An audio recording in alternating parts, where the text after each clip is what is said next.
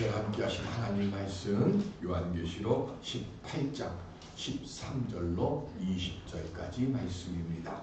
요한계시록 18장 13절로 20절. 계피와 향료와 향과 향유와 유향과 포도주와 감람류와 고운 밀가루와 밀이요 소와 양과 말과 수레와 종들과 사람의 영혼들이라.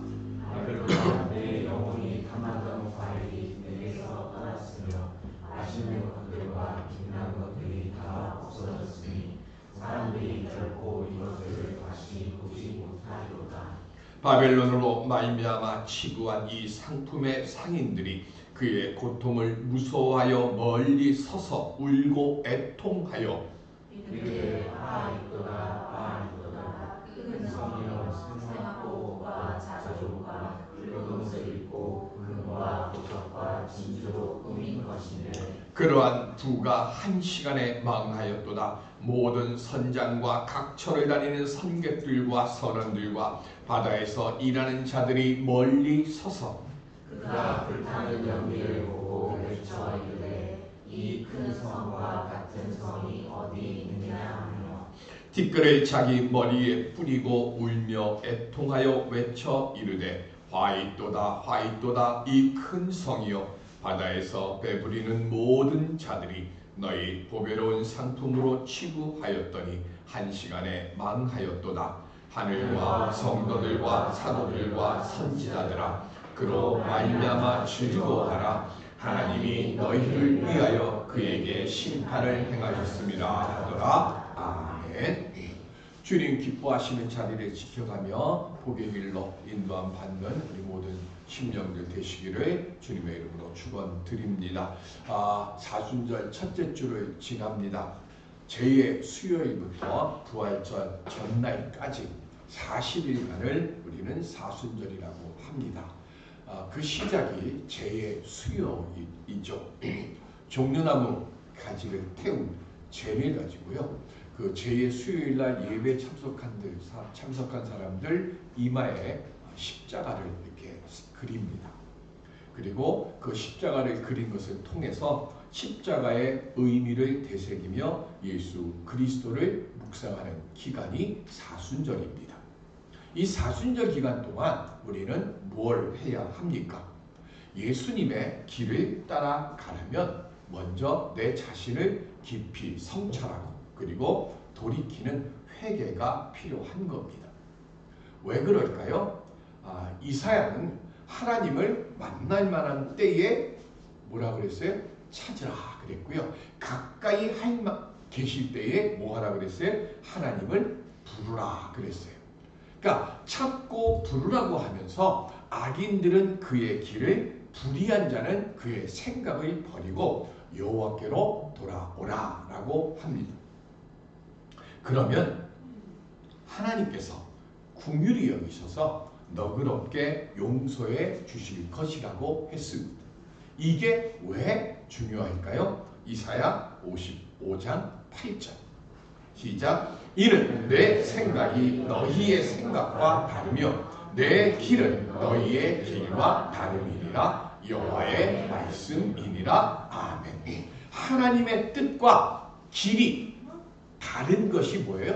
그게 죄입니다. 그러니까 죄 속에 있으면 안 되니까 뭐 하라고요? 하나님의 뜻을 우리 뜻에 맞춰야 됩니까? 우리가 하나님의 뜻에 맞춰야 됩니까? 사순절 기간은 하나님의 뜻을 생각하고 하나님의 뜻에 내 뜻을 맞추려고 하는 기간이 바로 사순절이에요. 그런데 이게 참 어렵습니다. 우리 설교요약 거기 보면 한문으로 죄를 써놨어요. 그 죄 이렇게 보면 제가 자세히 처음에 몰랐을 때는 이 위에 이게 그 꼭 사자 같잖아요. 그래서 사자고 안일비자 밑에는 안일비자입니다. 그래서 네 가지 아닌 것 이게 죄다라고 그런 식으로 엉뚱하게 해석을 했었는데요. 각고의 문자 안으로 들어가서 이것을 해석을 해보면 안일비자는요 원래는 뭐냐면 날다의 뜻이에요. 새의 날개를 그린 겁니다. 각고의 문자 안에 보면. 그런데 이게 새의 날개가 모양이 어떻게 되는가 하면 서로 등을 지고 있는 것처럼 되어 있잖아요. 그러다 보니까 이게 시간이 지나가면서 서로 엇갈려 있는 그 모습을 보고 배반하다, 아니다 라는 뜻으로 지금은 쓰이고 있어요. 그래서 이거를 안일비라고 얘기를 합니다. 그런데 원래 이 안일비자를 만들어 놨을 때는 하늘을 나는 새의 모양이에요. 그리고 위에 사자처럼 되어 있는 게 이게 붓으로 보면 그물망 머리라고 붙어 있어요. 그러면 그물망이라는 뜻이거든요. 그러니까 새가 그물에 걸려 있는 것, 이게 죄라는 뜻이에요. 그 새가 그물에 걸린 게 왜 죄일까요? 그러면 새는 왜 그물에 걸릴까? 새라고 하는 것이 가다가 그물에 딱 걸렸어요. 그러면 어떻게 해야 되죠? 뒤로 나와야죠. 그래야 그물에서 벗어날 거 아니에요. 근데 이 새라는 놈이요, 그물에 딱 걸리면 어떻게 하는가 하면 네가 나를 머리에 걸렸어? 그러면 날개를 더 뭐해요? 푸드덕거리면서 앞으로 더 가는 거예요. 그러면 어떻게 될까요? 그물이 더 꼬이게 되는 거죠. 그게 못 벗어난다는 뜻이에요. 그러니까 죄라고 하는 것이 뭐냐면 잘못된 것이 있어요. 그러면 어떻게 돼요? 멈추거나 뒤로 가야 되는데, 죄라는 성격은 어떻게 돼요? 한번 가다 걸리면, 한번 죄에 걸리게 되면 빠져나올 길이 없다는 뜻으로 죄를 그렇게 각고의 문자에 써놓은 거예요. 똑같은 겁니다. 헬라어로 죄는 하마르티아인데요. 이 말의 뜻이 뭐죠? 표적에서 빗나가다는 뜻입니다. 그런데 표적에서 빗나가는데 이 표적에 빗나가는 게 뭐죠? 화살이에요. 그러면 한번 표적을 빗나가게 쏜 이 화살은 돌이킬 수가 있습니까? 없습니까? 없습니다. 죄라고 하는 것이 바로 그 얘기예요. 빗나간 생각, 잘못된 모습, 여기에서 뭐 한다고요? 벗어날 수가 없고 돌이킬 수가 없다라는 거예요. 죄에서 돌이키고 벗어나는 것이 이렇게 힘들어서 옛날부터 문자를 만들 때부터 이렇게 썼어요. 회개는 뭐죠? 죽음으로 향하는 길에서 돌아서는 겁니다. 돌이키기 위해서는 먼저 해야 하는 게 있죠. 그게 뭐죠? 자, 차를 몰고 갑니다. 유턴을 해야 됩니다. 그러면 유턴을 하려고 하면 어떻게 되죠? 계속 가다가 휙 돕니까? 그럼 어떻게 되죠? 차가 뒤집히죠. 유턴을 하려고 하면 반드시 해야 되는 게 있죠. 뭐죠? 속도를 천천히 낮추다가, 제일 좋은 건 완전히 선 뒤에 핸들을 완전히 돌려서 오던 길에서 반대로 가야 온전한 유턴이 되는 거죠. 회개도 똑같은 거예요. 먼저 뭐 하느냐? 말씀으로 성찰해서 내 속도를 뭐해요? 멈춰야 돼요.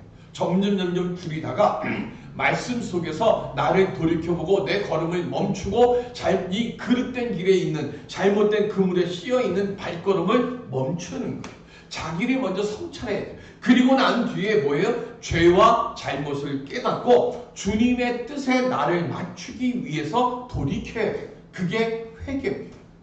사순절 기간은 바로 그것을 말하는 거예요. 그걸 해야 되는 거예요. 그렇게 해야 그때 내가 살고 내 가정이 살고 내 교회가 살고 내 나라가 사는 역사가 일어나게 되는 거죠.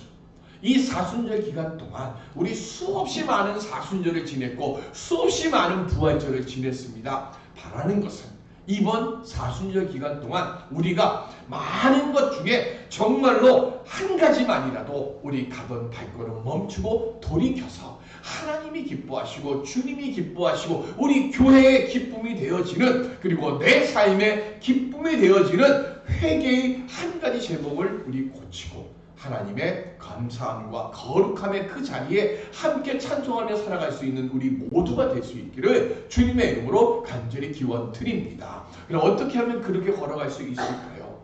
오늘 우리가 중간부부터 봉독을 했는데 원래는 9절부터 19절까지가 마지막 재앙인 7번째 대접의 재앙의 마무리예요.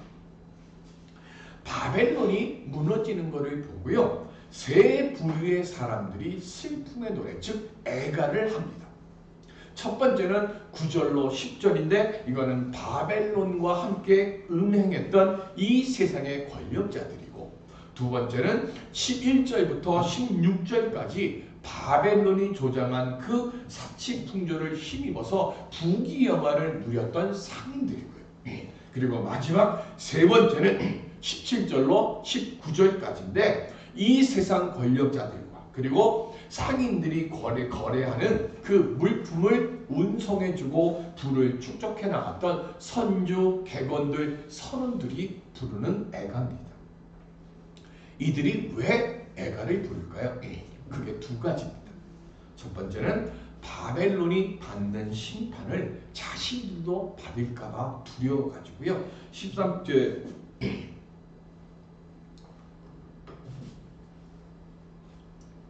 그 근처에 가지는 못하고요. 멀찍이 떨어져 가지고 애가를 부르는 것이고요. 두 번째는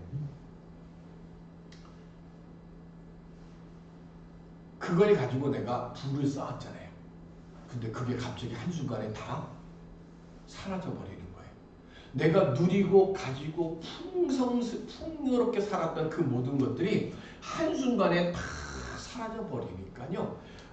바벨론을 위해서 지금 눈물을 흘리는 게 아니라 뭘 때문에 하는 거예요? 내가 누리던 게 사라지니까 그것 때문에 슬퍼서 우는 거예요.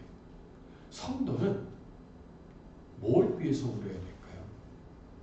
내가 주의 말씀대로 살지 못해서, 내가 주님을 위해서 하지 못한 것 때문에 안타까워하고 애달바하며 울어야 되는데, 세상 것을 놓치고 세상 것을 잃어버린 것 때문에 울고 한다고 하면 우리는 뭐 하는 거예요? 성찰해야 돼요.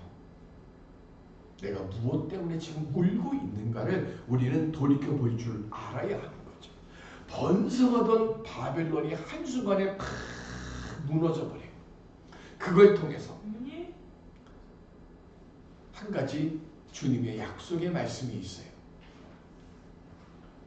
번성하고요, 부귀영화를 누리고요, 그리고 그걸 통해서 부수인 것을 얻고 하려고 하면 반드시 가지고 있어야 할 것이 있었어요. 그게 뭐죠?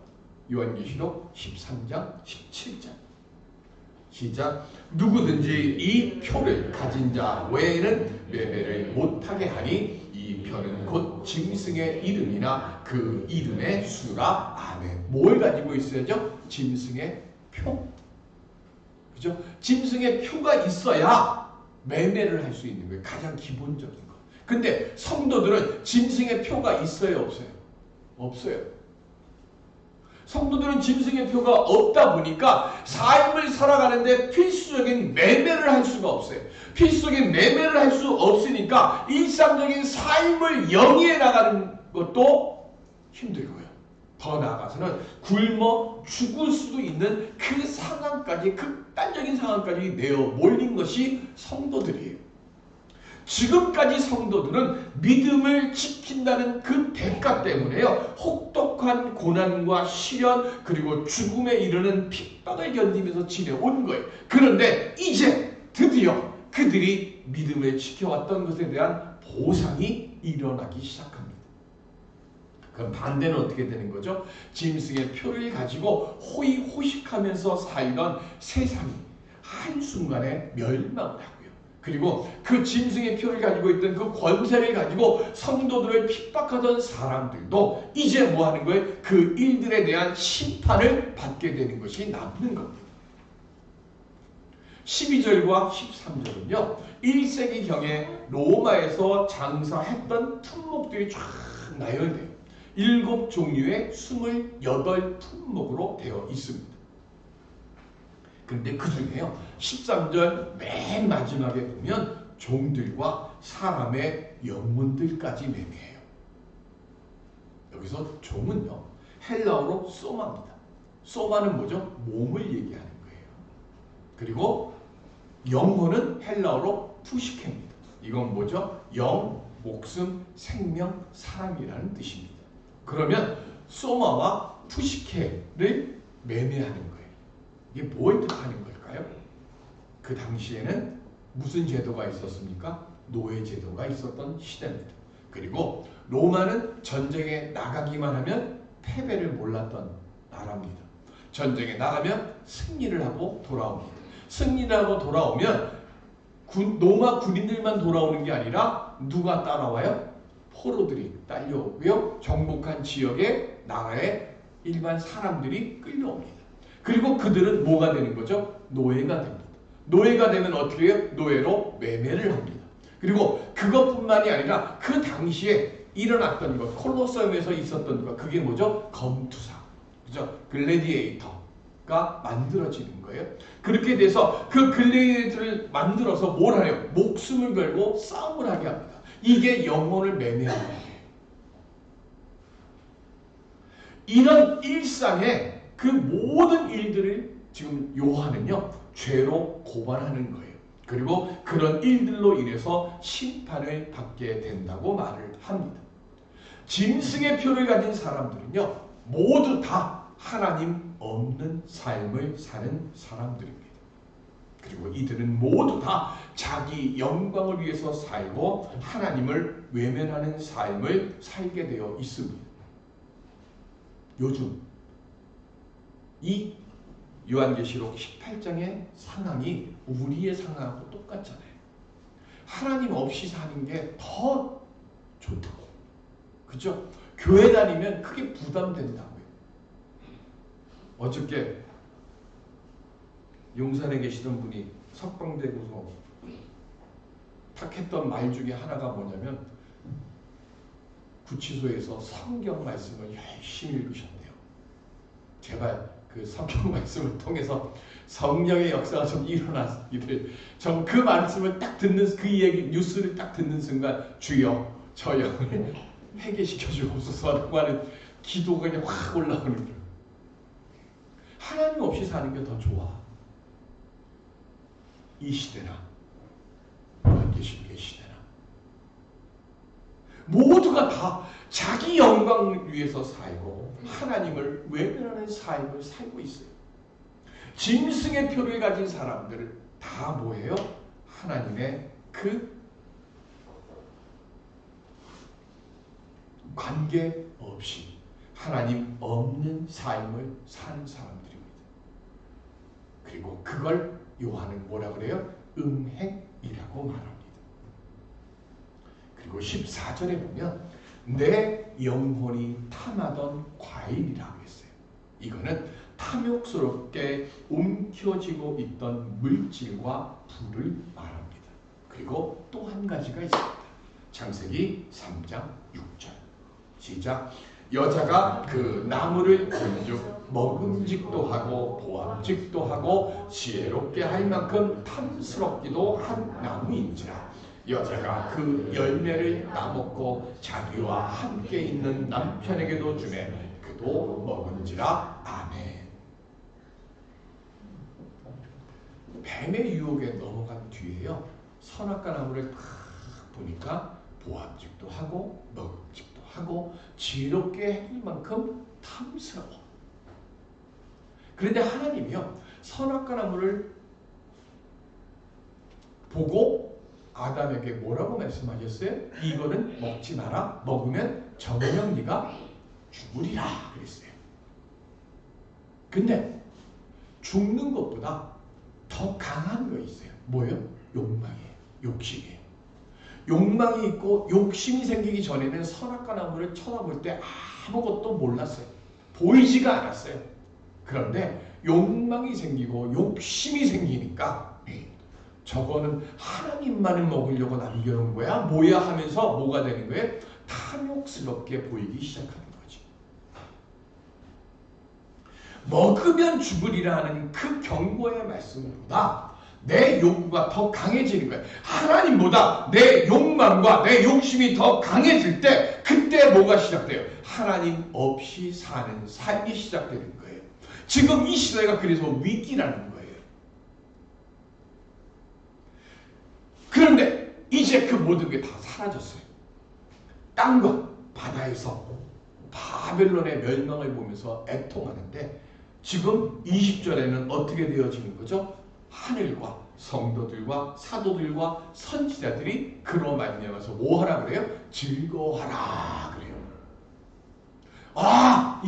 자, 하늘은 뭘 뜻하느냐 하면 하나님의 보좌가 있는 곳으로 천사들과 순교한 사람들이 있는 곳이에요. 성도들, 사도들, 선지자들 다 뭐예요? 핍박받아, 로마에 핍박받아서 순교당한 사람들이에요. 그 사람들의 눈을 그들에게 얘기해 즐거워하라. 그럼 뭐죠? 지금 복수가 시작됐으니까 즐거워라 이 뜻일까요? 18장 5절 시작. 그의 죄는 하늘에 사무쳤으며 하나님은 그의 불의한 일을 기억하신지라. 아멘. 하나님 뭐 하신 거예요? 불의한 일을 드디어 뭐 하시는 거예요? 이제 정죄하시기 시작하시는 거예요. 내 복수가 이루어져서 지금 즐거워하라 이 뜻이 아니에요. 요한계시록 6장에 보면 다섯째 인을 뗄 때에 순교당한 자들이 하늘 보좌 앞에서 지금 뭐라고 얘기를 합니까? 언제까지 그 죽임을 당한 영혼들이 저들의 죄를 징치하지 아니하시고 이렇게 연기하실 것입니까? 라고 물었을 때 하나님께서 뭐라고 했어요? 아직 때가 다 차지 않았다라고 그랬어요. 그런 것이 지금 이루어졌어요. 그러니 야풍케하다 이것이 아니에요. 19장이 뭐에 가는 얘기라고 그랬어요? 어린 양의 혼인 잔치예요. 드디어 뭐 하는 거예요? 주님이 이 땅에 오시는 그 정화가 이제 됐구나 하는 그것 때문에 즐거워하라는 거예요. 예수님께서 물 위를 걷는 것을 베드로가 보고 뭐라고 얘기를 하죠? 주님이시거든 나도 뭐 하라고요? 물 위를 걷게 해 주십시오. 그때 예수님께서 뭐라고 하셨어요? 마태복음에 보면 딱 한마디예요. 오라. 그래서 갔어요. 잘 걸어갔어요. 근데 언제 물에 빠지죠? 바람이 불 때 물에 빠졌습니다. 그리고 물에 빠진 베드로를 향해서 예수님이 뭐라고 하셨어요? 마태복음 14장 31절 시작. 예수께서 즉시 손을 내밀어 그를 붙잡으시며 이르시되 믿음이 작은 자여 왜 의심하였느냐 하시고 아멘. 베드로가 물에 빠진 이유는 뭐죠? 베드로가 물 위를 걷게 된 건 뭐 때문이죠? 오라 하시는 주님의 말씀 듣고 그 말씀 붙잡는 주의 능력 때문에 가는 거예요. 그러면 예수님은 베드로에게 왜 믿음이 작은 자요, 적은 자요라고 왜 말씀하셨을까요? 베드로가 물 위를 걸었던 것은 주님의 힘으로 걸었잖아요. 그러면 주님의 힘으로 걸었다면 마지막 종착지까지도 뭐로 가면 돼요? 주님의 힘으로 가면 돼요. 그런데 물에 빠진 이유가 뭐예요? 주님의 힘으로 가는 것을 잃어버린 거예요. 그러니까 물에 빠진 거죠. 주님의 힘을 의지하는 걸 왜 잃어버렸을까요? 바람이 불었잖아요. 바람이 부니까 뭐가 된 거예요? 갑자기 내 마음속에 주님이 안 보인 거예요. 그럼 믿음은 뭘 얘기하는 걸까요? 믿음이라고 하는 것은 간단해요. 주님의 힘을 의지하는 것. 그게 믿음이죠.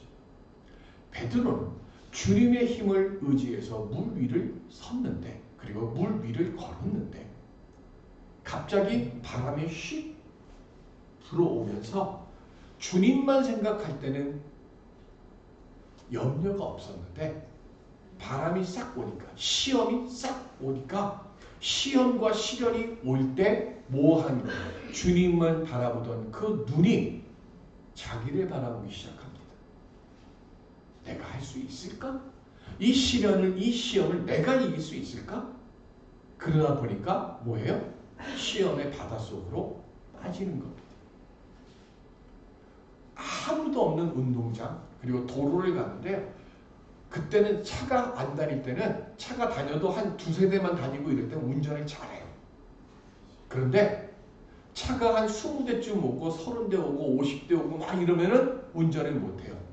그럼 이 사람은 운전하는 사람입니까? 못하는 사람입니까?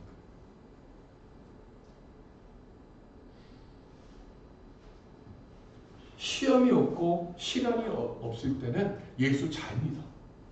근데 시험이 오고 시련이 오고 고난이 오면 예수를 안 믿어. 예배를 빠져. 뭘 해? 기도도 안 해. 그러면 이 사람은 믿음이 있는 겁니까? 없는 겁니까?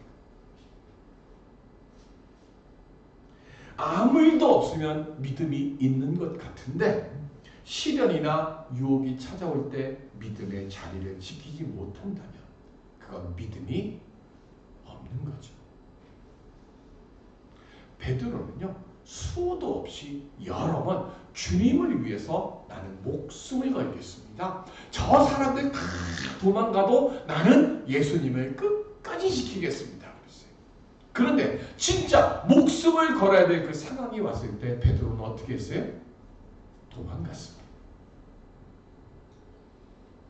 정말로 나는 예수를 믿는 사람입니다라고 외쳐야 될 때 어떻게 했어요? 3번 예수를 모른다고 부인했어요.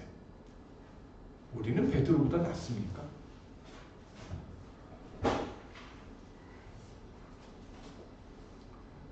우리도 그렇고요. 베드로도 그렇고요. 평안할 때는 주만 바라봅니다 라고 외치고 찬송하고 손들고 기도하고 울면서 해요. 그런데 진짜로 주님만 바라봐야 되는 시험이 오고 시련이 오고 위기가 오고 고난이 오면 흐트러집니다. 왜요?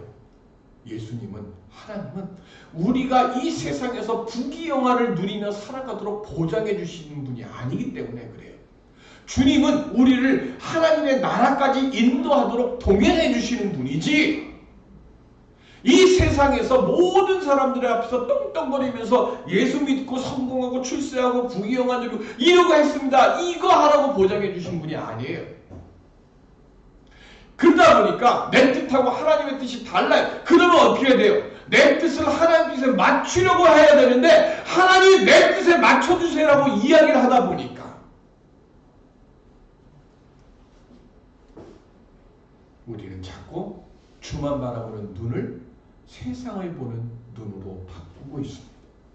그러다 보니까 우리도 베드로처럼 물에 빠지고 도망가고 3번 모른다고 부인하는 자리에 있습니다. 근데 중요한 게 있어요. 그래서 베드로가 버림당했습니까?